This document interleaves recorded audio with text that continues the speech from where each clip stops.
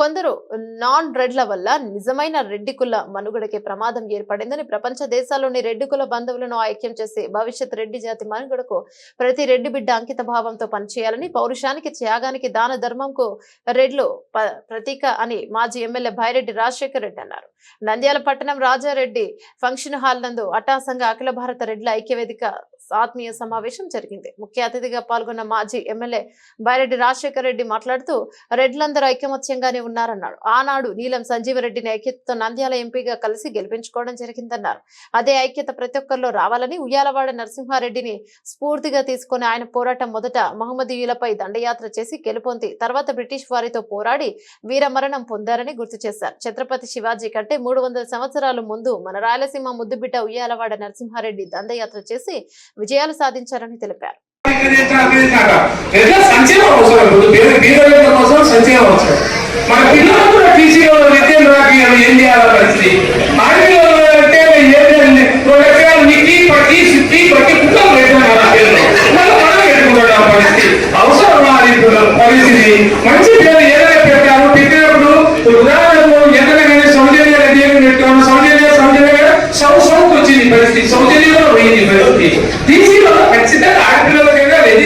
తప్పే ఉంది నీకు ఇంకా లవ్లో చెప్పండి పిల్లలు సరే మన ఉన్నతులు ఏదైనా సరే ఉపవర్తమైనా సరే లవ్ చేయాలని ఆయన ఎవరైతే వాళ్ళని చేసి ఎందుకు ఇబ్బంది పడతాం పంచాయతీలు తిరిగి ఆడికి తిరిగి ఏ తిరిగి మన ఆడపిల్లలు చిన్నప్పటి మన పెద్దలు చెప్పారు కదా మనము ఎదే గురించి నోటి గురించి అన్ని చెప్పేవాళ్ళు పెద్దలు ముసిన వల్ల మనమే టీవీ కూర్చోడమే జరిపేది. ఇది ఎప్పుడైపోతుంది పరిస్థితి. కాబట్టి పిల్లలకు ఖచ్చితంగా రెడీ అని టీసీలో రాపేయండి, తప్పేం కాదు.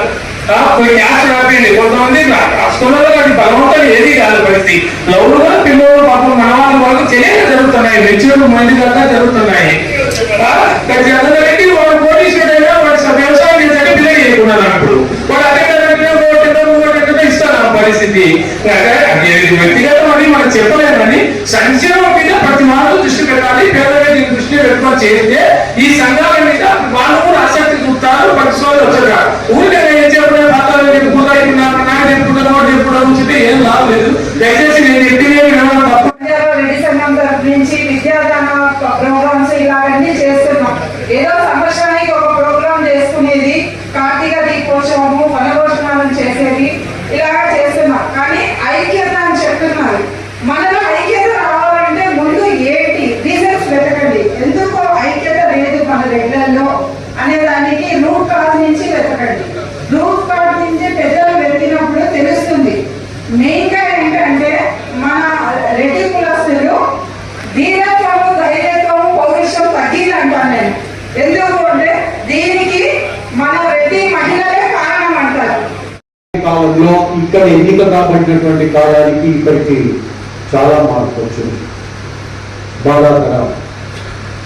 మీరు అంటున్నారు, నాకు తెలిసి ఈ గుర్రం మీద మరి ఉయ్యాలవాడ నరసింహారెడ్డి గారిని కూర్చోబెట్టి ఆయన చేతిలో ఒక కత్తి వ్యక్తి మీరు ఒక పత్రాన్ని తయారు చేశారు. అది చూసి మన రెడ్లే మారిపోతున్నారు. ఏం చేస్తామన్నా మీకందరికి తెలియజేయాలి. రెడ్ల చరిత్ర ఛత్రపతి శివాజీ కంటే ముందు, ఛత్రపతి శివాజీ ఒక మహానుభావుడు. ఆయన కంటే ముందు 300 సంవత్సరాల ముందు విదేశీ దండయాత్రలు, మహమ్మదీయుల మీద పోరాటం జరిపినటువంటి వారు మొట్టమొదటిసారి